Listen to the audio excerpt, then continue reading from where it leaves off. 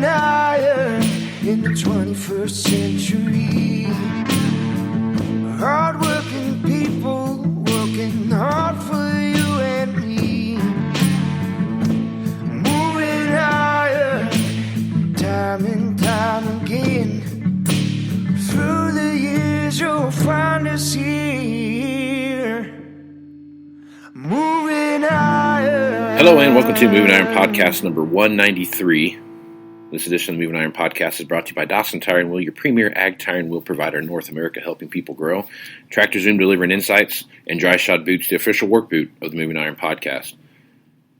Well, this week I have got my good friend Aaron Fintel back here with us. And Aaron, believe it or not, this is not Moving Iron Podcast number 193. It's actually Moving Iron Podcast number 503. So that's 503. 503 of these things have been put in the book. So Booyah. That's a lot. It's a fair amount.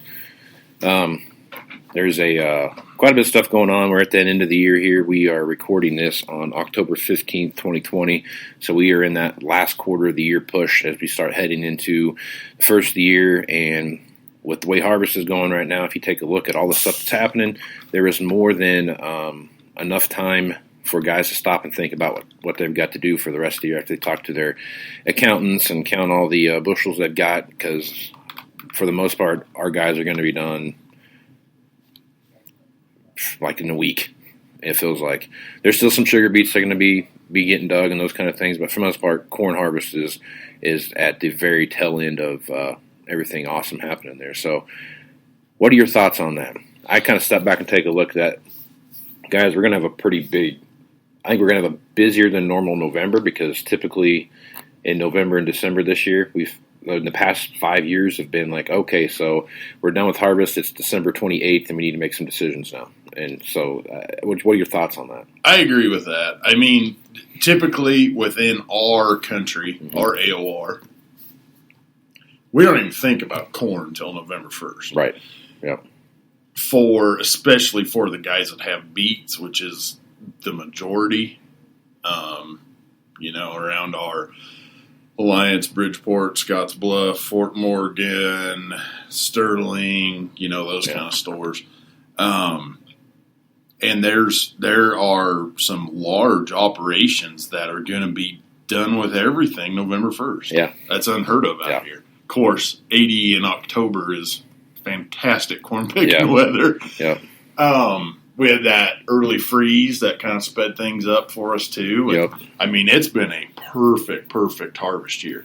The drawback to that is it is so god awful dry everywhere. It's a nightmare. It sucks to be a grass hay guy, I'll tell you that much. Yeah. Back to your first question, about guys wrapping up and counting their bushels and how should they go about it. That can be quite simply answered with one statement. They should just call Aaron and buy some machinery. I don't know how else to slice it. That's pretty cut and dried. It's pretty simple. Yeah. I do agree with you. I know, being on the ag Twitter so much, there is a lot of, I don't know of anybody who's not ahead of schedule. Right. Those poor guys in Iowa that got the, how do you say that? Drencho? Something like that. Something. The fancy name for wind. Yeah. Those guys have got some slow going because they got to digest everything above the dirt to get any of that if they're picking it. Right. As we've seen a lot of guys dist her up and call her good. Yeah. Call her good. We'll worry about volunteer corn next year. Right.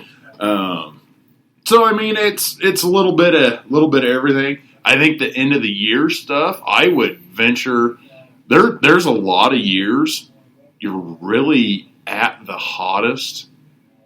I want to say we'll call it the 20th to the 30th, 5 days each side of Christmas. Right. That always feels real hot and heavy. I think this year by the 15th of December, a lot of that'll probably be largely wrapped up. Yeah. Also, it could be the complete opposite because they will have more time to count and think and look, and it could be vice versa. It could be shopping palooza until the 28th, 27th, and just boom, boom, boom. You know, 3 or 4 days of fury. Could go either way. Could be both. Let's hope for both. Right. So for happy medium in there somewhere. Now I'm with you. I think I'd look at what's going on here, and I think the month of November, towards the tail end of November, will be busier and bleed over into December. Yeah. And I really think, my personal opinion, that guys are going to have purchased what they're going to purchase by the 20th of December.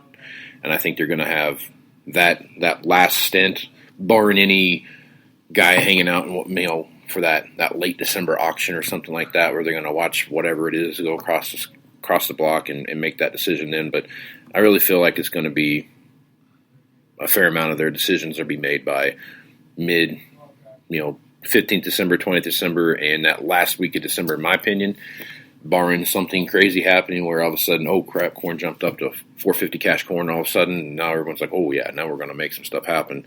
But most of that'll get carried over into 21 at that point. Yeah. Kind of like the spike in beans. Exactly, yeah. So many guys are like, yeah, that's great. I'm hauling my $9 beans to town. Right. Right, yeah. But they made that move because that eliminated their risk. Right. Yep. So as you look at that. Now, real quick, you almost said, as guys were going to watch auctions and stuff, watch it go across the block. I feel like you almost said watch it go across the scale, which would be accurate if we're talking certain machines. Certain machines, exactly. Which we promised ourselves we were not going to discuss today. Not going to talk about them. No. All right, so guys you've been talking to, all of the action that you see happen right now, what is the primary, like what are the top 3 machines classes that you're talking to guys about now? Is it high horsepower row crops? Is it 4-wheel drives? Is it combines? Is it placing heads? Is it tillage pieces? Like what, sprayers, planters? What's on the block? What are you guys seeing right now? Top 3 would be 8Rs always. Right. That's number 1. Number 2 would be, I would say probably, I'm just going to say tractors, 8s and 9s. And then number 3 would be planters. Planters. Okay, so let's talk about the tractor market for a little bit. That is a market that has, in my opinion, really taken off in the last 12 months, more than we've seen it in the past. And there's a million reasons for it. There's horsepower to the ground and all these different arguments that you see happening. I think the biggest driving factor in the explosion of the popularity of tracks is the fact that, oh crap, it costs me as much or more to put 8 tires on a 4-wheel drive now as it does for me to buy a set of tracks and update the undercarriage on my 500 horsepower track machine. And now, by the way, I get more power to the ground. Oh, and by the way, I get this, that, and the other thing that come along with having less compaction and all those kind of things. What are your thoughts? I hate to admit this, but you really hit the nail on the head. Why would you hate to admit that? Well, because I don't think you need any more pats on the back. Your shoulder hurts from doing it yourself, so I don't want to pile on. You're exactly right, though. If you look back to the 55 Cat, the 8400T Deer, they were kind of there's guys that jumped on and they haven't had a tire since. There's a lot of guys, though, that got them because, you got your cool factor. Right. Forever exists in machinery. Plus, you got your, we can go across rows, and we can kind of do this and do that. Boy, they suck on the road, Yeah. So you had your biggest group that was the middle of the road guys that, we'll get one and kind of try it. Everybody had a 8,000, an 8,000 aught T, or a 35, 45, 55 Cat, right, or an 8010 T, right. By the time, and then Caterpillar came out with the MTs, and ooh, no, it wasn't Caterpillar. That was Agco. I thought Caterpillar came out with MTAs. They sort of. But, Caterpillar, it was Caterpillar's brain. Yeah. But AGCO built the MT. Okay. So that was made, all MTs were made in Jackson. I think so, yeah. Okay. Anyway, Oh. it was still Caterpillar's brains that built that. Let's be real.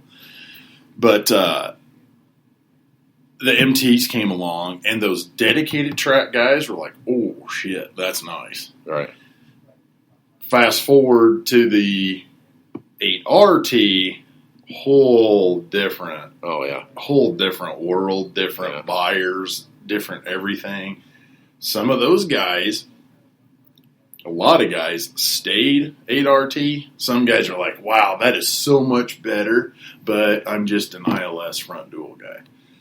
So I've talked with quite a few guys through the year, and they're like, well, you know, and they're what I would call, they haven't had a track. Mm-hmm. They're probably like a large B, right? You know, by dealership speak. And these guys, they've never had one, or they were one of the ones that have flirted with the 0 and the 10 and the 20. And those guys, you know, that's one of the questions you get. Well, what about maintenance? You know, what about tracks? And I've always told guys, I said, if you look at doing all 6, you know, say you got a, you know, 50s on the back, 420, 34s on the front, just a regular 8R. Tracks and those 6 tires, pretty much dead heat. By the time that you get front duals, it's cheaper to do 2 tracks than all 8 tires. Right. And then you have guys that say, well, yeah, but then you got your drives and your idlers and your bogies, and, well, that's fine. You got front end seals and ILS, you know, all that, accumulators, all that, everything on that other tractor. The track, long run, is going to be less maintenance. Right. Typically, not always. Typically, yes. Yes. So that's a big part of it too. Plus now they zip down the road better. They're still a track tractor as far as ride, but you go drive an 8430T and then go drive an 8295RT, no comparison there. Right. Yeah. They've done a lot in suspension, you know, independent bogey wheel suspension and all those kind of things. Back in my cat days when I used to love doing it at the dealership in the lot, there was a little little lip, you know.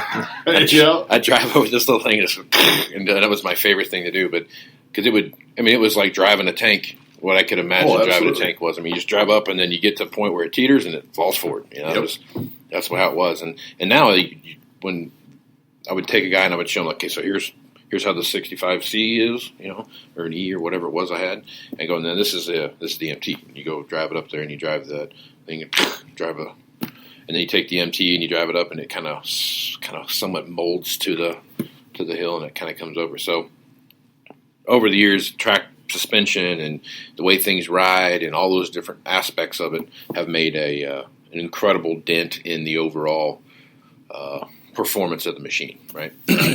Now, one thing about track machines too is they're infinitely easier out of track. Oh yeah, because it's just you have a set, one on each side, and it's just simple turn either way. You don't have to worry about front tires turning or anything like that. It's just straight and narrow. So that comes there. So while we're on the track side of it, real quick, just to piggyback onto that to give you an idea, when I came to the green side in 2008, it took, oh my God, say the tractor's already green star ready and you just put a valve in it, you're probably looking at $5,000-6,000, right? Or if you had an 8410T, it was like $800 for a chip in the steering block and auto track. Right. Like, wow, that was a difference. Yeah, that was that whole steering valve kind of progression into the light bar and all that stuff, easy steer and all those kind of things. Outback. Outbacks. Remember the Outback? They had to run there for a minute. They were kind of the cat's meow for a while. They were. All those things were like easy steer with the The wheel. Oh, there's a lot of that out there yet. Yeah. Just because it's such a cost effective, probably the way I want to put it. It's a great cost. Doesn't work for shit on RTK, but if you're anything other than RTK, it's great. Yeah. You can throw it in a 1086 binder, you know. Yep. It goes in anything. I remember that when Outback came out, it was like the bolt-on system that didn't require anything. It was like just like you put it in there and you just kind of make it work. Right. There was no like real like formula that you had to go do, and it's just like you put it on there and it just goes. Yeah. You know? Well, and what was cool when Outback first came out is they were like light bar on steroids. Because there was light bars, and they were literally just that little black bar, and try to get the middle dot. Whereas the Outback had those curved lights, and then your lights up and down in the middle, so you could really tell where the hell you were at. You get all them lit up in the middle, and oh man, that was space age. Yeah, that was cutting edge for a minute, and then just like everything else, technology-wise, it just kind of comes and goes. So. Oh yeah, but yeah. So all right, so now let's talk about how many conversations you having, guys, with either an IH quad track or a 9RX or 8RX or those kind of things. How much of those conversations are you having? A little bit. I don't feel like there's a lot of, I know it happens because you see it. I don't feel like there's a lot of color switch on four-wheel drive, on four-track four-wheel drives. I'll leave it at that. I don't feel like there's a lot of, well, we got this one and let's try that one and, back and forth. I feel like, the red guys like the red, the green guys like the green, and I know of some green guys that did have the red and got the green and stayed green. Right. I just haven't had, I guess, a lot of conversations on four-track anything. Obviously, the 8RX, guys have demoed it, which shocks me. I have not had anybody say that, oh my God, that's a game changer. Everybody just adores that. That's done demos, whether they're in, Black Lands of Texas, North Dakota, Ohio, Washington State. They love it. Right. It's just amazing. Unfortunately, it's $500,000 tractor. But, so is everything else. At some point, yeah, that, I shouldn't say doesn't matter, but at some point, you look at it from a way different angle than just, here's what that tractor costs. Yeah. It's efficiency, it's uptime, it's ride, it's everything. Yep. Now, I think it's probably the most versatile tractor on the market, hands down. Oh, I totally agree with that. But if you take a look at what the overall everything is getting expensive. So now you start looking at payment structures, and you start looking at how things are going to play into your operation, and it's not $500,000 tractor. It's a X number of dollar planner or X number of dollar payment that year, and then I'm going to make that payment working in my operation. Kind of like we've talked about in the past. I brought up, that whole construction thing that a guy's doing a job and that machine's figured into that job and so on and so forth. Down you go. Guys can argue that, well, that's different because they're getting paid, whatever. Well, you got to also remember that most of the time that road you're driving on, the bridge that you're going across, or the building that you're looking at, or whatever it is, the lowest bidder is the one building that. So, I mean, what I mean? I mean, it's so comforting. It's one of those things where you got people that are their margins are thin and they're working those ways through and they're doing what they have to do and looking at the way to look. But it all comes down to what it is that you're doing, operational size, those kind of things, how all these different pieces of equipment, age, years, whatever it is, all play into that scenario, whatever that looks like, right?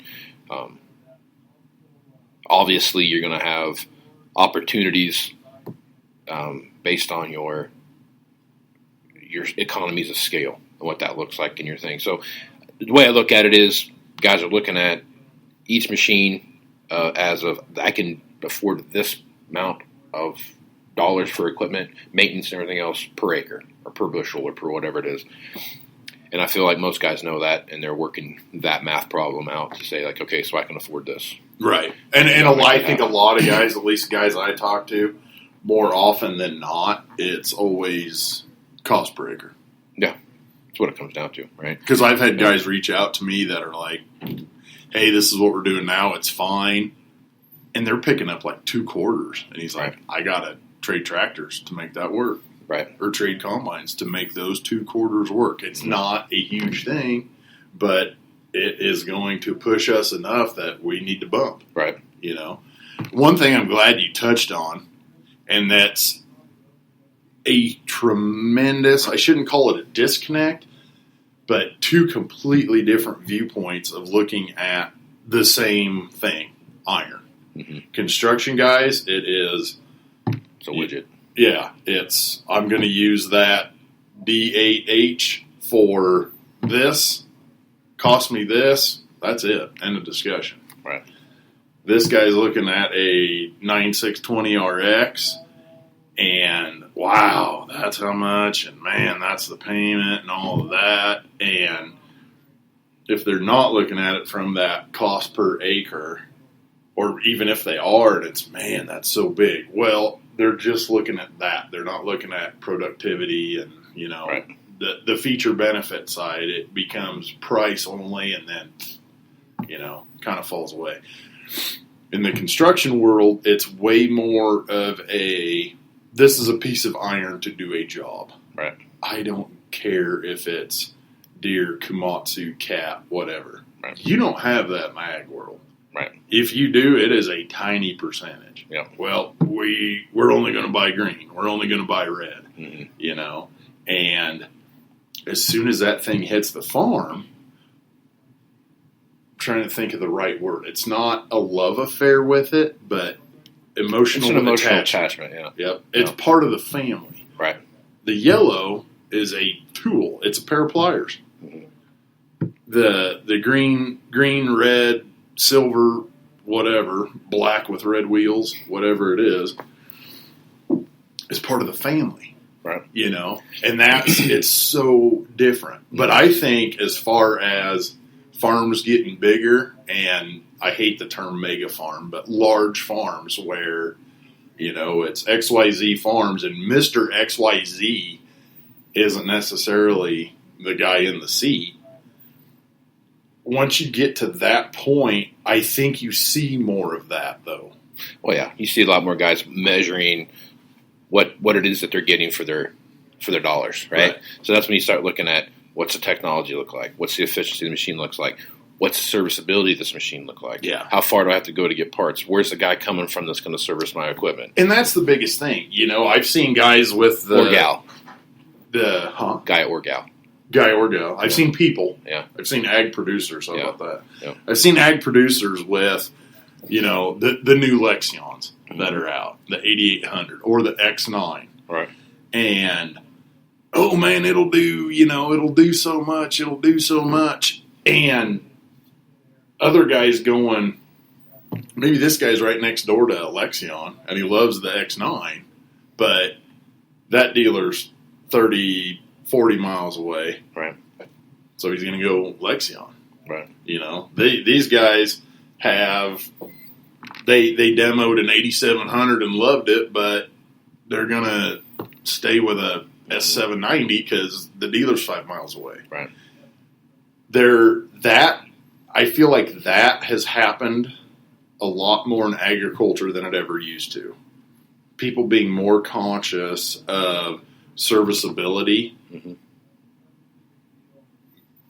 having a bigger impact than color or love. Right. You know, I also think now you're starting to see, again, back to the construction model, which we see happen, and it's just the morphing of this kind of model and the way it looks.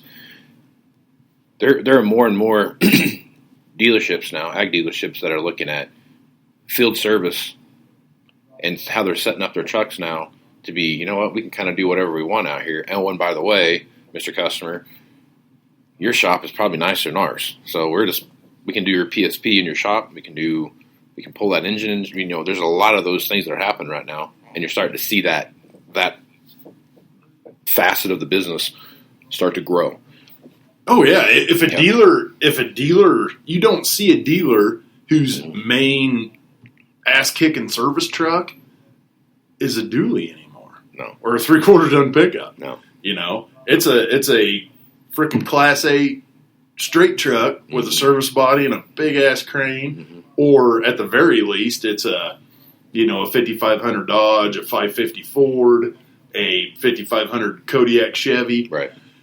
Those almost C65 Chevy trucks. Right. A 2.5 ton truck. That is like commonplace, run of the mill now. Yeah. And even 10 years ago, it was like, wow, they got one hell of a service truck, and now it's like, oh, we got to drive that old 55 on it because the such and such has the Peterbilt, right, pulling an engine on a combine, right, at Joe Blow's place. Yep. Yep. It's just a whole different world. And I think, real quick, as I said, some of those bigger farms are going to that construction model when it comes to machinery utilization, purchasing, operating, all of that. I would say, for sure I think it's growing a lot in like the over 10,000 market. Oh yeah. And I think within 5 years, it'll be the 5+. It'll take the big guys to do it. And the big guys already start thinking that way. They're the early adopters and all that typically. Once they do it and it works for them, the trickle down will be very fast. Yeah. Well, you also got to think about too the number of, as you start looking at the demographic of the American farmer, right?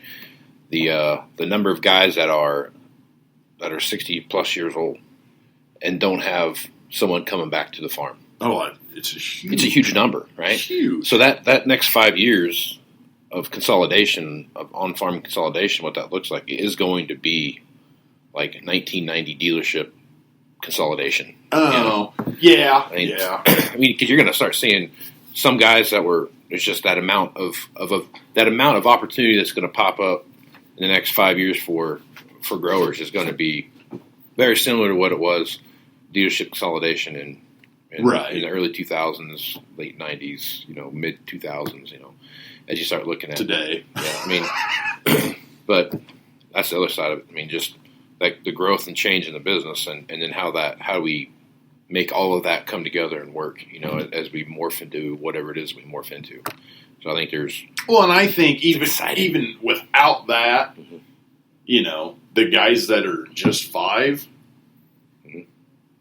I don't... I just want to touch on this quick. What I was getting at is, the 5,000 acre guys going to that in 5 years, that's just them by themselves. Right. I meant with that, we're both talking about the same thing, just different angles of it. Yep. Yeah, where we're even, 10 years from now, the guy that's 3,000 acres is, well, do that and that and that, and they're going to be X amount, and they're gone. And then we do that again, X amount, gone, and just on down the road. And not having to do a multi-unit or anything like that. They might have 8370R that when it hits these hours, my cost per acre has now hit that. It's gone. Right. New one. And then it's an 8R3 set, and down. Not every piece all together and make a multi-unit deal. Just everything is clockwork. Not the, we should trade, we'll wait till next year. There isn't that. It hits that, it's gone. Yeah. It hits that, it's gone.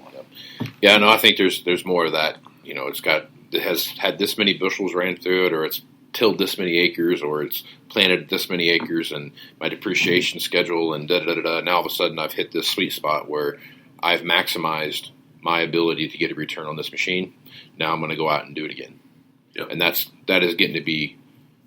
We start to see that now. Not that you didn't see it in the past, but now it's way more prevalent. The conversations I'm having with guys are way different than they were even 2 years ago. And it's not economy related. It's here's how do I maximize my machine profitability in my field? Not efficiency, not this, not that, but when is the right time to make these things happen? And when do I pull these levers and not these levers over here? And those are all the conversations that we're having. And it's just the evolution of the business, evolution of the farmer, evolution of the overall, economies of scale and how they all play into each other. And my economies of scale are different than your economy of scale, and there's things that play into that and how those all things look. So yeah, for instance, a guy that, if he was a Missouri flood last year or a Northern Plains prevent plant, never could get to any of it. Last December might have been his trade year. Yeah. But he didn't, because he didn't do the hours. Mm-hmm. He didn't utilize. I mean, he made his payment. He paid it down with whatever funds he got for the situations.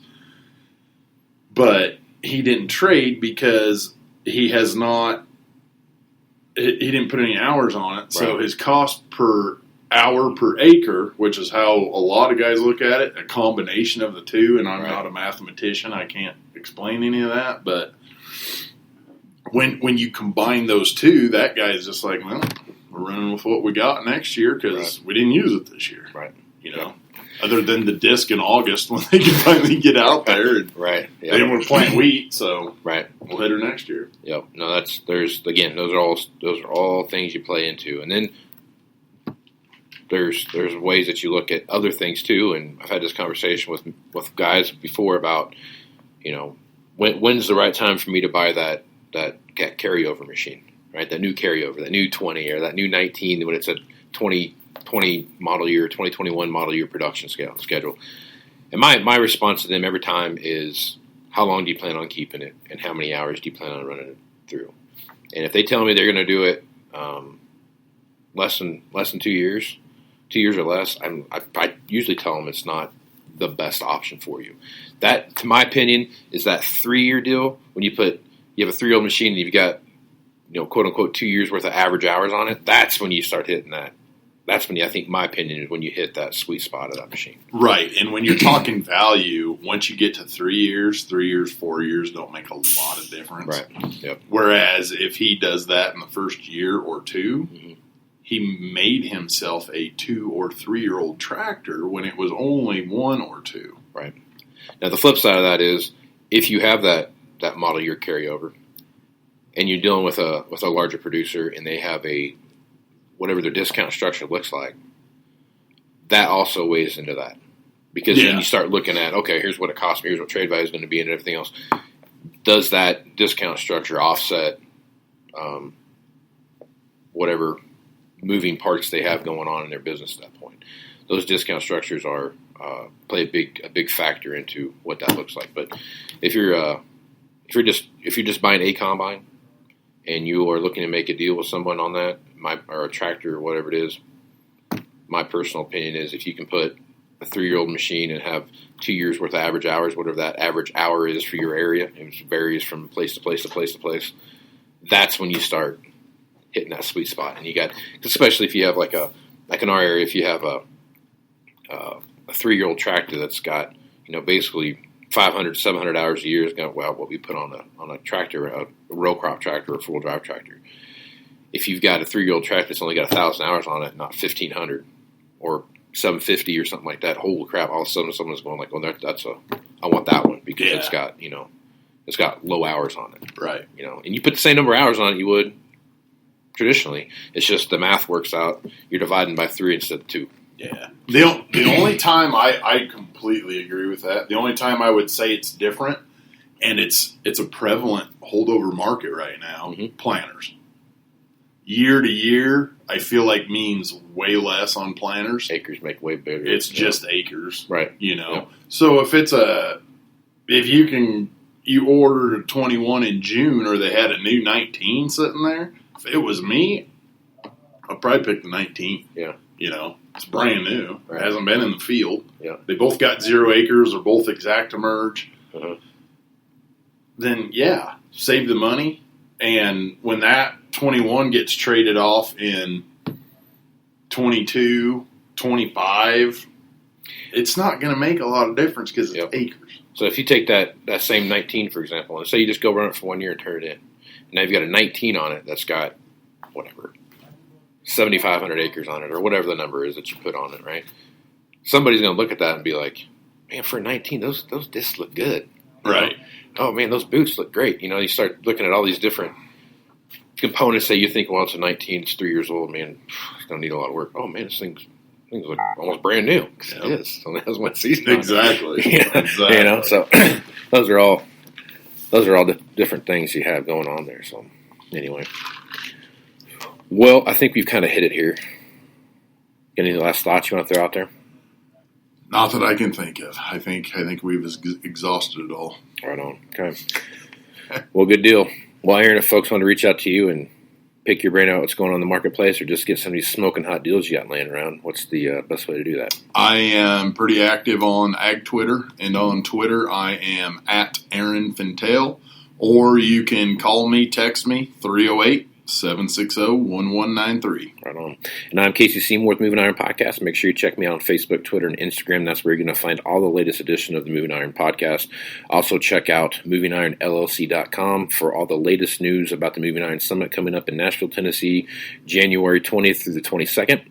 That will be open. Any dealer in North America that wants to attend that, hit me up, either Moving Iron Podcast at movingironpodcast.com, or go through the website. There's a Contact Me page. You can fill out the information, and I will get back to you with all the information that's there about that great and wonderful event that we have every year. Also, check out the Global Ag Network and the great podcasters out there like the Dryline Farmer Podcast. Brent and Landon both will make you laugh while you're sitting in the combine or tractor or whatever it is that you're doing at the time. Great podcast to take a listen to. So with that, I am Casey Seymour with Aaron Fintel. Let's go some iron, folks. Out. Moving iron in the 21st century. Hard-working people working hard for you and me. Moving iron time and time again. Through the years you'll find us here. Moving iron.